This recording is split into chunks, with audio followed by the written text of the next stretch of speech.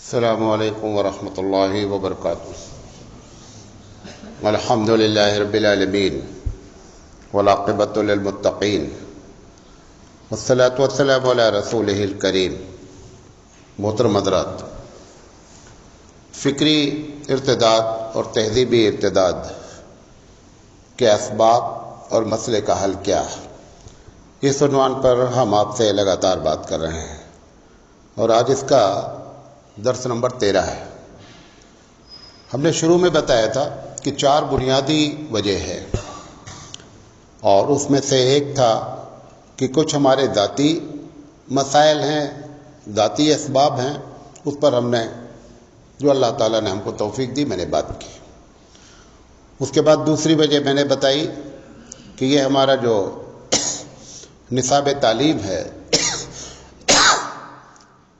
چاہے وہ عصری تعلیم ہو یا مدرسے کی تعلیم، ان دونوں کے نصاب میں کیا پرابلم ہے، اس پر ہم نے بھرپور بات کی۔ تیسری وجہ بتائی تھی کہ یہ جو فکری ارتداد ہو رہا ہے اس میں جو آؤٹ سائڈر ہیں وہ پلاننگ کر رہے ہیں۔ کیسی پلاننگ کر رہے ہیں جو ہم کو معلوم ہے وہ میں آپ کے سامنے رکھوں گا اور اس کا حل بھی رکھوں گا کہ اب اس سے کیسے نپٹا جائے۔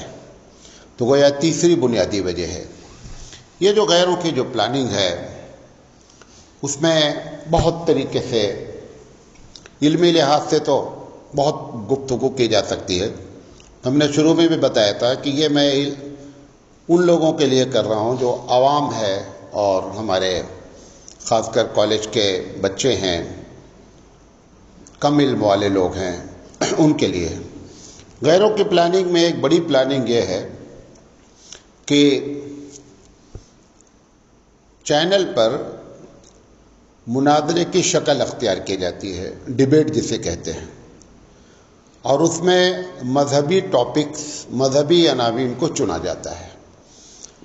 چننے کے بعد کیا کرتے ہیں، ایک غیر ہوتا ہے، کوئی اور ہوتا ہے، اس میں سے ایک مسلمان بھی جس کو وہ اپنے زبان میں اسکالر کہتے ہیں، عالم کہہ لیجئے، اس کو لایا جاتا ہے۔ وہ جو اسکالر ہوتا ہے وہ جان بوجھ کر ایسے آدمی کو لایا جاتا ہے کہ جس کے اندر صلاحیت نہیں ہو، نمبر 1۔ یا تو ایسے لوگوں کو خرید دیا جاتا ہے۔ میں اپنا ایک چھوٹا سا واقعہ بتاتا ہوں۔ جب یہ طلاق ثلاثہ پر بڑا ہنگامہ چل رہا تھا تو مجھے ایک فون آیا کہ صاحب ہم آپ کو اپنے چینل پہ یہ جو 3 طلاق کا مسئلہ اٹھا ہوا ہے اس پر میں ہم آپ کو ڈیبیٹ میں لانا چاہتے ہیں۔ تو ہم نے کہا کہ ٹھیک ہے، پوری بات بتائیے۔ تو میرا یہ چینل ہے، وہ چینل ہے، ایسے ہے، اتنے لوگ سر دیکھتے ہیں۔ تو ہم نے کہا ٹھیک ہے، جب آپ کہیے گا میں آ جاؤں گا۔ انہوں نے کہا کہ آپ پیسہ کتنا لیتے ہیں؟ تو میں نے کہا کہ نہیں، مجھے کوئی پیسے کی ضرورت نہیں ہے، آپ جہاں بتائیں گے میں آ جاؤں گا۔ تو انہوں نے کہا نہیں، ہمارے چینل پر خود پیسے اتنے آتے ہیں، ہم ایسے اسکالرس کو پیسہ دیتے ہیں۔ تو ہم نے کہا آپ کو بہت دینے کا شوق ہوگا تو ہماری سنستھا ہے، فلاح المسلمین ہے، فلاح عام ہے، آپ اس کے نام پہ ڈائریکٹ پیسہ دے دیجئے گا جو دینا ہوگا۔ کہا ٹھیک ہے۔ انہوں نے کہا لیکن ایک شرط ہے ہماری۔ ہم نے کہا بتا دیجئے۔ تو انہوں نے کہا وہ سوالات ہم آپ کو پہلے سے بتا دیں گے کہ یہ سوالات وہاں پہ اٹھائے جائیں گے، لیکن آپ کو جواب یہ دینا ہے جو میں کہوں گا۔ تو میں نے کہا جب تمہیں کو جواب دینا ہے تو تم ہی جواب دے لو، دوسرے کو بلا کر کے جواب دلانے کی کیا ضرورت ہے؟ جب آپ کو جواب بھی معلوم ہے تو آپ جواب دے لیجئے۔ مطلب یہ تھا کہ تم مسلمان بن کے آؤ اور یہاں اپنی ہار دکھلاؤ چینل پہ، تاکہ لوگوں کو معلوم ہو کہ اسلام اور مسلمانوں کے پاس اس کا جواب موجود نہیں ہے۔ تو میں نے کہا کہ تم جتنا چاہے اتنا پیسہ دے دو، میں جواب وہ دوں گا جو مجھے معلوم ہے۔ میں تمہارے جواب کا محتاج نہیں ہوں۔ تم نے مجھے ایز اے اسکالر کال کیا ہے نا، اسکالر وہی ہوتا ہے جو تمہارے جواب کا نہیں محتاج ہوتا، تم اس کے جواب کے محتاج ہوتے ہو۔ اس کے بعد انہوں نے ٹیلی فون کاٹ دیا وہ نمبر پہ میں لگا لگا کے تھک گیا، وہ نیٹ سے نمبر آیا تھا، مجھے نہیں دیکھا تھا، اٹھا لیا، بات کر لیا۔ یہ کیا جاتا ہے۔ تو ایک ایسے شخص کو لایا جاتا ہے کہ جس کے اندر صلاحیت نہیں ہوتی ہے۔ اگر صلاحیت والا بڑا چہرہ ہوتا ہے تو اس کو کیا کیا جاتا ہے؟ خرید لیا جاتا ہے۔ یہ جو خریدنے کی رسم ہے یہ بڑی پرانی رسم ہے، ہمیشہ ایسے لوگوں کو خریدا جاتا ہے۔ قرآن مجید میں بلقیس کا ذکر ہے کہ سلیمان علیہ السلام نے جب اس کو خط لکھا کہ تم اسلام قبول کر لو، پورا واقعہ قرآن میں ذکر ہے، لمبی چوڑی بات ہے، تو اس نے مشورہ کیا اپنے پارلیمنٹ میں، تو ان لوگوں نے کہا کہ اسے معلوم نہیں ہے آپ کی طاقت کیا ہے، اور وہ سلیمان کو نہیں جانتے تھے کہ جن کے قبضے میں جن بھی ہیں۔ تو انہوں نے کہا کہ آپ اتنا ٹینشن نہیں لیجئے میم، اور کچھ ہدیہ وغیرہ بھیج دیجئے، شانتی اختیار کر لیں گے۔ تو بادشاہ جو بلقیس تھی اس نے کیا کیا، گھوڑے پر، اونٹ پر ہیرے جواہرات سونے بھر کر کے سلیمان علیہ السلام کے پاس ہدیہ بھیج دیا۔ اب جب سلیمان علیہ السلام کے پاس آیا تو سلیمان علیہ السلام نے اترنے بھی نہیں دیا اس کو، سامان کو، دیکھا جاتا کہ کتنا ہے کیا ہے۔ کہا بل انتم بہدیتکم تفرحون،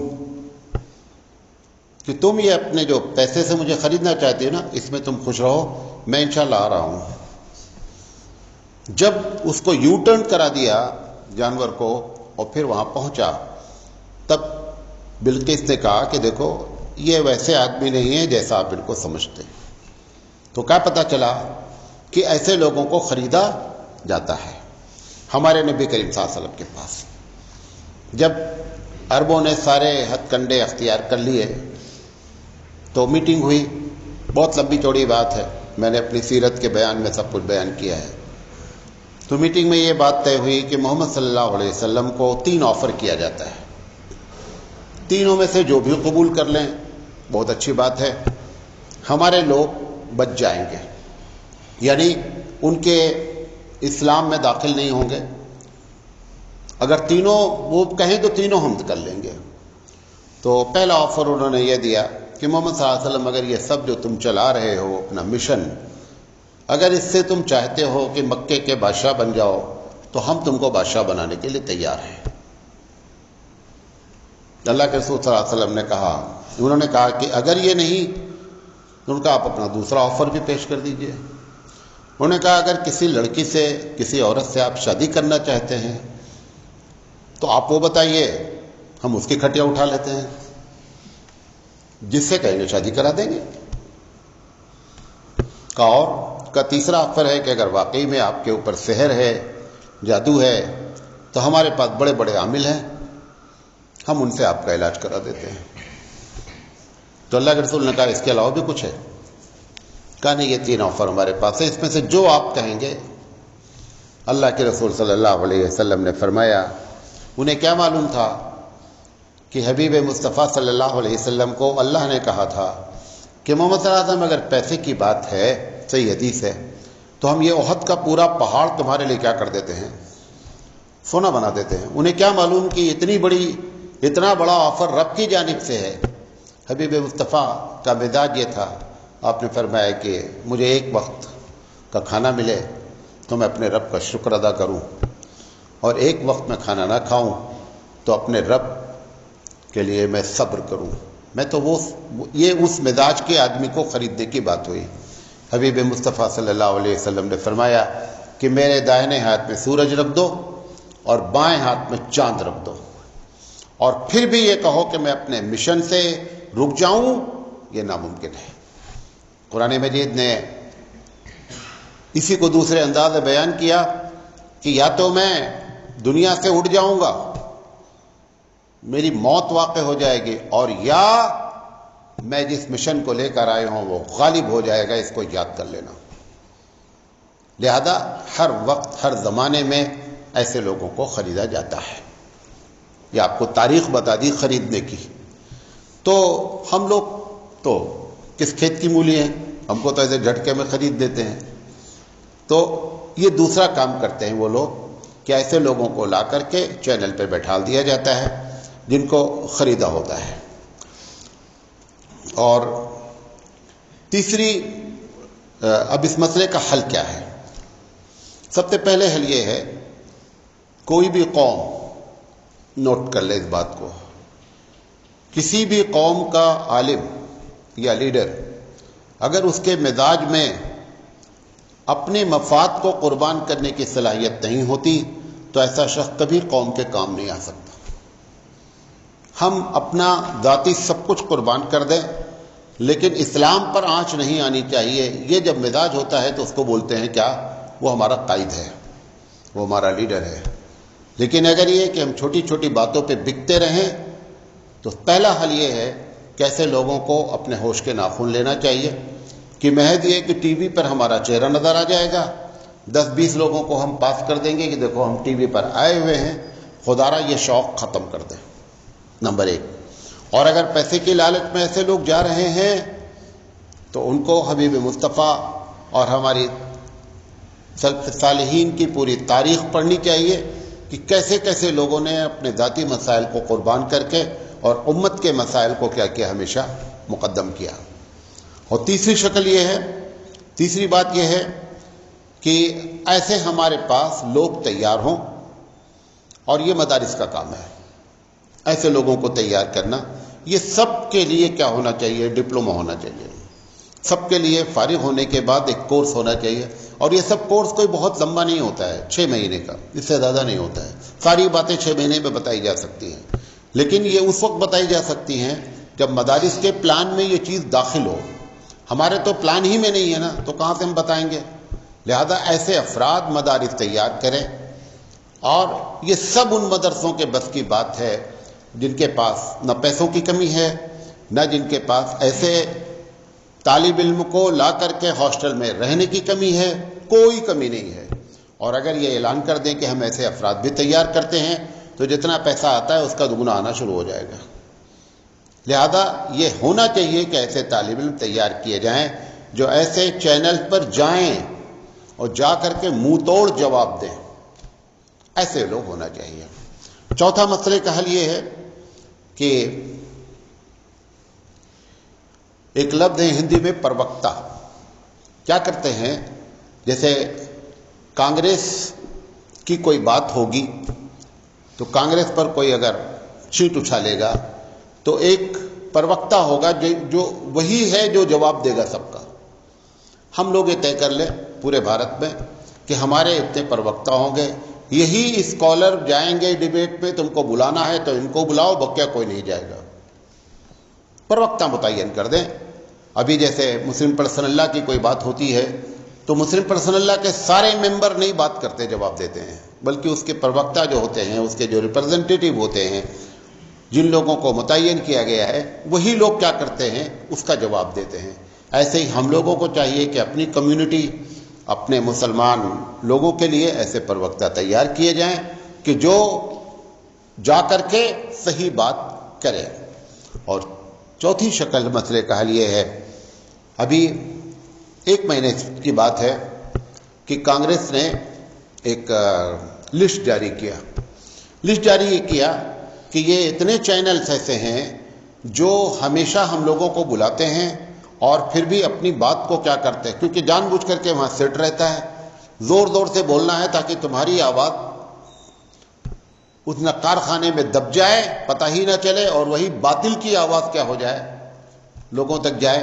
لہذا انہوں نے کیا اعلان کیا، ابھی 1 مہینے کے اندر کی بات ہے کہ فلاں فلاں فلاں فلاں فلاں چینل، تقریباً 23 چینل کا نام لے کر کے انہوں نے اپنے پورے بھارت کے کانگریسی لوگوں سے کہا کہ کوئی بھی اس چینل میں جا کر کے ڈیبیٹ میں حصہ نہیں لے گا. جو تم کو بولنا ہے بولو. جب تمہارا آدمی بیٹھا رہتا ہے اور وہ جواب نہیں دے پاتا تو بدنام کون ہوتا ہے؟ پارٹی بدنام ہوتی ہے. ایسے ہی تمہارے لوگ اگر مسلمان عالم بجا کر کے بیٹھتے ہیں اور جواب نہیں دے پاتے ہیں تو وہ نہیں بدنام ہوتا ہے. بدنام کون ہوتا ہے؟ اسلام بدنام ہوتا ہے، مسلمان بدنام ہوتے ہیں. تو یہ مسئلے کا حل ہے کہ یہ طے کر لیا جائے کہ کسی بھی ایسے ڈیبیٹ میں جو متعصب چینلز ہیں، اس میں ہمارے کوئی بھی عالم جو ہے ڈیبیٹ کرنے جائیں گے نہیں، تم اپنا ڈیبیٹ کر لو، کیونکہ ڈیبیٹ رچ ڈیبیٹ اسے کہتے ہیں، اچھا ڈیبیٹ اسے کہتے ہیں، اچھا مناظرہ اسے کہتے ہیں کہ سامنے والا بھی بھرپور باصلاحیت ہو، تب تو ڈیبیٹ ہوتا ہے۔ ورنہ یہ کہ ایک کو جان بوجھ کر کے رٹو طوطا کی طرح سکھلا دیا گیا ہے اور دوسرے کو لا کر کے بہت ہیوی بیٹھا دیا گیا، رٹو طوطا بیچارہ رٹ لگائے ہوئے ہے، اسے کچھ نہیں معلوم سوال کیا ہے، جو جواب کیا دینا چاہیے۔ لہذا یہ مسئلے کا حل ہے، اگر ایسے چینل بنائے جا رہے ہیں تو ان کا مسئلے کا حل یہ کیا جائے۔ بات میری سمجھے، یہ ایک پلاننگ ہے۔ دوسری پلاننگ، ایک تنظیم بنائی گئی ہے جس کا ہیڈ آفس کیرلا میں ہے، اس کا نام ہے ایکس مسلم تنظیم۔ ایکس مسلم کا مطلب کیا ہے کہ پہلے یہ مسلمان تھے، مسلمان ہو کر کے بقول ان کے مرتد ہو گئے، اور مرتد ہونے کے بعد جو اتنے لوگ مرتد ہوئے انہوں نے ایک اپنا ادارہ بنا لیا ہے، اور ادارہ بنانے والوں نے ایک چینل بنا لیا ہے، اور چینل پر وقتاً فوقتاً وہ کیا کرتے ہیں، بتاتے ہیں کہ ہم مسلمان سے غیر مسلم کیوں ہوئے۔ مستقل ان کا چینل کیا ہوتا رہتا ہے، چلتا ہے، ان لوگوں کو لے کر کے آتے ہیں، ان سے بات کراتے ہیں، پوری دنیا کو دکھلاتے ہیں، دیکھیں یہ پہلے مسلمان تھے، یہ مسلمان سے کیوں غیر مسلم بنے ہیں، اس کے پیچھے کیا اسباب ہیں، وہ ساری باتیں جھوٹی جھوٹی بیان کرتے ہیں یا سچی بیان کرتے ہوں، بہرحال ہمارے لحاظ سے تو سب جھوٹ بولتے ہیں۔ بہرحال مسئلے کا حل کیا ہے؟ دیکھیں، مسئلے کا حل توپ کا جواب توپ ہوتا ہے، توپ کا جواب غلیل نہیں ہوتا ہے۔ آپ توپ لے کر کے آ رہے ہیں، مولانا سراج صاحب غلیل لے کر کے پہنچے ہیں، دیکھتے ہیں کتنا دوبارہ توپ کام کرتا ہے۔ وہ غلیل کی گولی جو کبھی وقت پر کام آ سکتی تھی وہ بھی کیا ہو جائے گی، وہ بھی برباد ہو جا سکتا ہے، کسی ایمرجنسی بھی کسی وقت کام آ جاتی۔ تو توپ کا جواب کیا ہوتا ہے؟ توپ ہوتا ہے۔ یہ ہو کیا رہا ہے اس میں پہلے یہ بتا دیں۔ ابھی یو ایس اے میں رہتے ہیں مولانا واجدی صاحب کے صاحبزادے، کیا نام ہے جی قاری؟ یاسر ندیم الواجدی، یاسر ندیم، ڈاکٹر یاسر ندیم قاسمی۔ ڈاکٹر یاسر ندیم قاسمی صاحب نے ایک مسلم کے چینل سے چیلنج کیا کہ آپ کو جتنے سوالات ہیں ہم جواب دینے کے لیے تیار ہیں، آ جائیے، کیونکہ وہ باصلاحیت آدمی ہیں، ان سے یہ لوگ جلدی سے پنگا نہیں لیتے ہیں۔ پنگا انہی سے لیتے ہیں جن کو معلوم ہوتا ہے کہ ہم ہیوی رہیں گے۔ تو جب وہ آیا بات کرنے کے لیے، دیکھیں کیا تو اس نے شروع کیا کہ مجھے ان سوالات کے جوابات چاہیے۔ تو انہوں نے کہا آپ ایکس مسلم ہیں، یعنی آپ پہلے مسلمان تھے، اب جو ہے وہ مرتد ہو گئے ہیں۔ تو اس نے کہا ہاں میں پہلے میں مسلمان تھا۔ تو انہوں نے کہا میں آپ سے صرف ایک بات پوچھنا چاہتا ہوں کہ مسلمان کا کلمہ کیا ہے؟ وہ تھا ہی نہیں مسلمان، کبھی بھی مسلمان نہیں تھا، وہ بنا ہوا تھا، اب اس کے پیر سے زمین سرک گئی۔ تو انہوں نے کہا کہ ایسا ہے 2-4 دن کا ٹائم دیتے ہیں، یاد کر کے آ جائیے۔ بھئی ایک آدمی اگر مسلمان ہے تو کم سے کم لا الہ الا اللہ محمد رسول اللہ تو جانتا رہا ہوگا نا، اور تم تو زیادہ جانتے ہو کیونکہ تم کو اتنی تمیز ہو گئی کہ یہ مذہب غلط ہے، ہم فلاں میں چلے جائیں وہ جائے۔ اس کا مطلب آپ تو بریلینٹ آدمی ہے بھائی، مذہب پہ پوری آپ کی کمانڈ ہے کہ آپ کو معلوم ہو گیا کہ اس مذہب کے اندر کیا ہے، نقص کیا ہے، تبھی تو آپ اس کو برا جان کر کے دوسرے میں گئے۔ بات سمجھ رہے نہیں نا؟ انہوں نے کہا وہ کلمہ سنا دیجئے۔ اب وہ کلمہ، تو انہوں نے کہا یہ بتا دیے کہ نماز کے وقت ہوتی ہے، نماز کے وقت ہوتی ہے اگر پانچوں میں انہوں نے کہا چلو میں بتا دیتا ہوں 5 وقت ہوتی ہے، ان کے 5 وقت کا نماز کا ٹائم بتا دیجئے اور کیا رکعت ہوتی بتا دیجئے۔